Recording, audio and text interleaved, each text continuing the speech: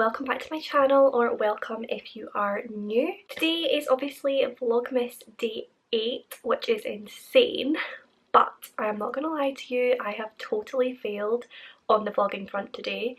It is currently very much evening / night time and I have barely picked up my camera whatsoever. I've just had such a busy day and I've been on the go for most of the day as well, just with Brandon's appointments and other things that I had to do.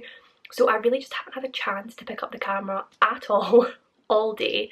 So no vlogging has been done. So I thought instead what we do tonight is I am just going to have a cozy reading night in my room, and I thought I would just take you along with me for that. Just a good old-fashioned cozy reading vlog, because we haven't had one of those since Vlogmas has started. So I thought we'd do that for a change tonight, and then I will get straight back on the productive Vlogmas vlogging front tomorrow. So if you've been watching the vlogs so far, you will know that last night I finished Vampire Academy book 4 and I'm absolutely in love with that series. I am enjoying the books so much, but I have decided to take a little bit of a break from the series just for a couple of days and pick up a thriller, because I haven't read a thriller in a good few weeks now and I feel like I'm starting to get withdrawal symptoms, I'm not gonna lie. So tonight I thought I would pick up a thriller from one of my favourite thriller authors, one that I am yet to read that has been sitting on my bookshelf for a little while, and hopefully it'll be a lovely time. So the book I am going to be reading tonight is The Girls by Lisa Jewell. If you've been watching my channel for a while now, you'll know I have read a couple of Lisa Jewell's books and loved them. I really enjoy her writing. I think she does really good sort of dark, more like domestic thrillers, like ones that are a lot about relationships and secrets and communities, things like that. Those are the types of thrillers I really enjoy. This one sounds so good. So the blurb says, you live on a communal garden square where your children run free. You've known your neighbours for years and you trust them implicitly. You think your children are safe, but are they really? Midsummer night and a girl is found unconscious in a dark corner of the garden. What happened to her and who is responsible? This just sounds so good to me. I really love this idea of like a sort of like close-knit neighbourhood, like this little community where everyone knows everyone knows everyone's secrets, everyone trusts everyone, and then everything is just put into flux by this sinister event.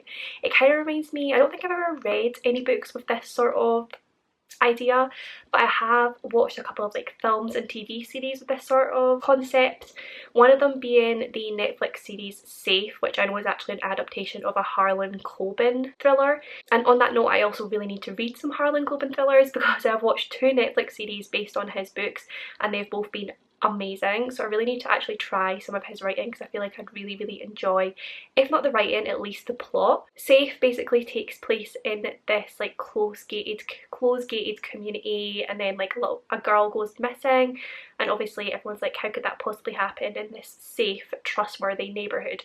And this kind of has the same sort of feel as that to me. I just feel like if it's anything like Lisa Jewell's other novels, it's going to be very dark, gripping, compelling, and it's going to be one that I'm just not going to want to put down at all and hopefully just race through. So yeah, the plan for tonight is just to get really cozy in my bed, light a candle, put on an ASMR room, maybe we'll get a cup of tea at some point, maybe some snacks, and just enjoy this book.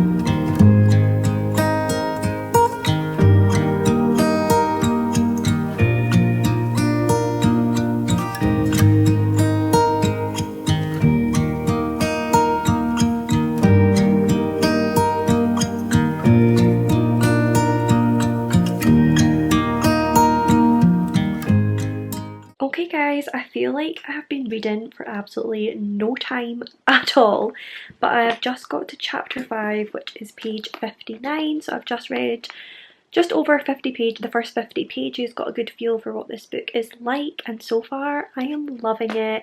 It is typical Lisa Jewell, like it really reminds me of Invisible Girl, which was the first book of hers that I read, just in the sense that we are getting the perspective of a couple of different people in this neighbourhood and like their thoughts on what's going on, their thoughts on each other. They've all got like little secrets that they are keeping from each other and from us, and that's one of my favourite things in a thriller when it's done right, is that idea of like people having these secrets and us just getting little hints throughout as to what that is until it finally comes out. And I do feel like Lisa Jewell is particularly good at doing that. I think that's one of the reasons that I love her books so much, is that I think she's really good at pacing her thrillers really well. I also just love her writing style. Like I feel like I read her books really fast. It's just something about the way her writing flows. I just keep reading and reading and just get lost in it. So far this one has definitely got me hooked. We had like a little prologue at the start, which was from the perspective of a child, a young girl named Pip, who I'm assuming is around like 10 or 11 years old, and she is at home and she's looking after her mum because her mum is being sick, and then she puts her mum to bed. And then she realises that her sister, who is about 12 years old I think, Grace, is not home yet, and it sounds like there was like this big party in the community garden. So basically the way that these houses are set up, which is something that I just find so interesting and I know is going to be really good to the story, is that basically like all the houses are in this massive circle all facing each other, and then there's this massive communal garden in the middle, and I'm thinking this garden is huge, like a field, because there are lots of different parts to it. There's like a playground, there's this area called like the jungle, there's a rose garden, so I think it's this huge area in the middle that's like this big communal garden. And it sounds like there was a big party in that garden on one summer's day, and then the party is dying down, and I'm assuming the mum has had too much to drink and that's why she's been sick and getting put to bed, but I'm not entirely sure.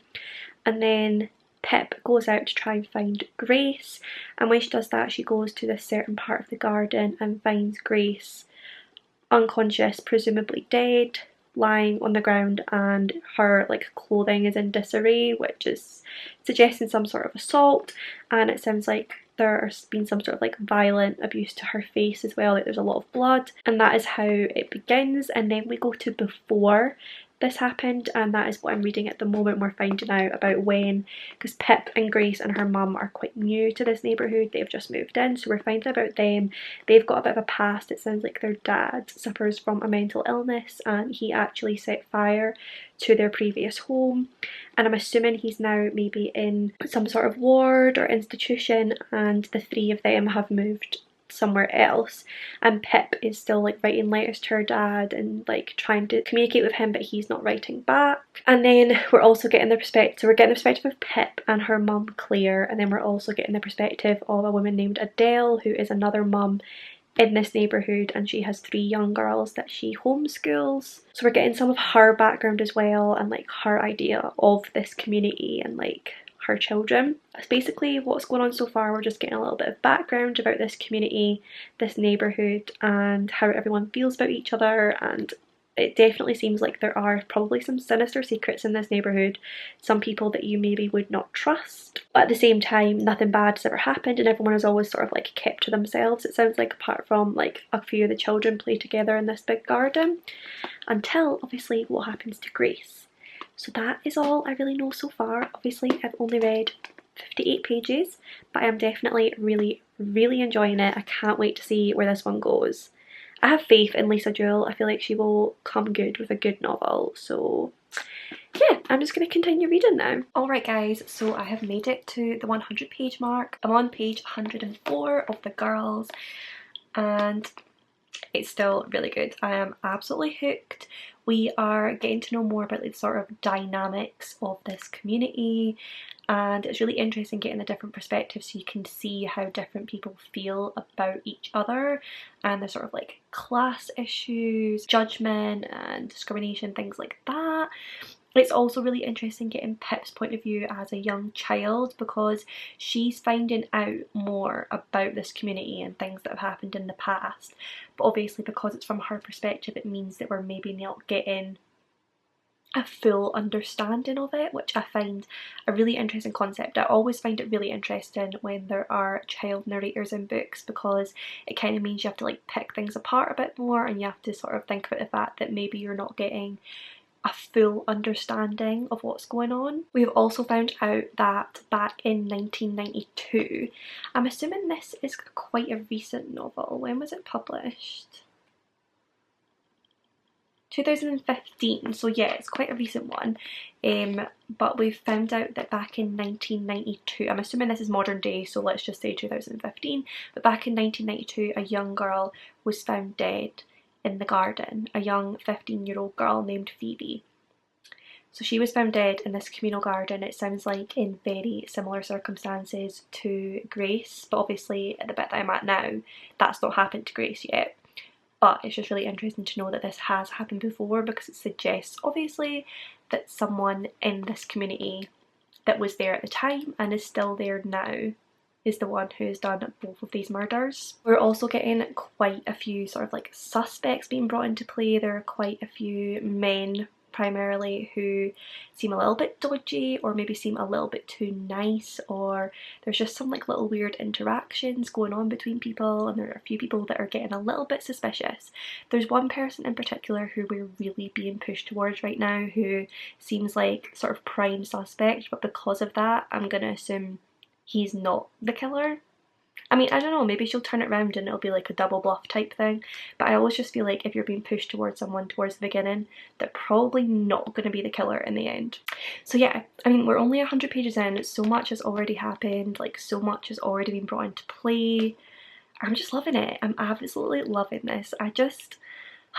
It's been a little while since I read a Lisa Jewell book, and I forgot how much I absolutely adore her writing. I just think she is so good at like the dynamics between characters and like secrets and mystery, and then obviously, like I said, I just love her writing style altogether. So yeah, absolutely loving my time with this book.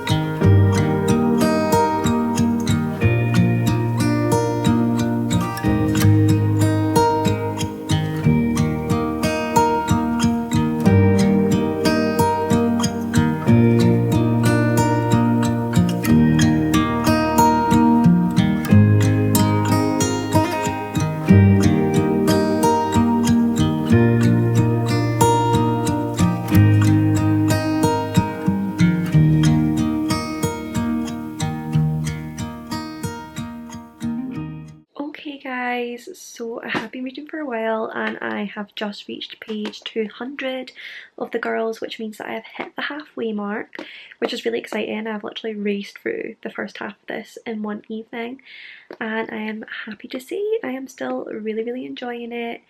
I love the whole like gossip part of a close-knit community. Like, it kind of reminds me of like the new season of You, just all the gossiping going on between different members of the community and how they change what they're saying depending on who they're talking to. It's still very much up in the air about who this murderer could be. We're still getting little hints towards a few different characters, and I really don't know. where this is going, and I never do with Lisa Jewell. She's such a good thriller author, like I never know where she's going. I feel, like I said before, I just think everything is so well paced, so I'm hoping that I'm going to enjoy the second half of this as well. We also have, like, one of the characters is editing a memoir to one of the other older characters, and there's already been a couple of things come up from that memoir about the time before when all these other characters were younger and the first girl died. So I don't know if more secrets are going to come up in that memoir, which I quite like. I think that's a really good way of bringing things into play. But yeah, really enjoying this one. The only thing I would say is I feel like maybe the mental health rep potentially problematic, but I do want to read the rest of it to find out how she sort of finishes that off, because it's just some of the characters' responses to mental health that I'm really not liking. But I don't know if she's doing that for a certain reason and it's all going to turn out better in the end and make a good point. I don't know. I'll have to wait and see. But right now it is after midnight and I am very tired. Believe me, if I could, I would just sit here and finish off this book in one go, because, like I said, racing through it and enjoying every minute of it. But I do have to get up early tomorrow to continue revising for my exams, so I'm gonna go to sleep just now. I'm gonna end off the vlog, go to sleep, get a good sleep, and then tomorrow I'll be back with another productive day of studying, which most people seem to be enjoying in these vlogs, so hopefully that is the case and hopefully you will enjoy another studying vlog tomorrow. But I think it was quite nice to have a little cozy reading vlog in here as well. But yeah, I am gonna take myself to sleep just now. So I hope you enjoyed this cozy night of reading with me for Vlogmas Day 8. If you did enjoy it, then please do give it a big thumbs up. Subscribe if you are new here so you don't miss any of the other vlogs. Leave me a little comment down below with any of your thoughts and feelings, because I do reply to every single comment. I love you all and I will see you tomorrow for Vlogmas Day 9.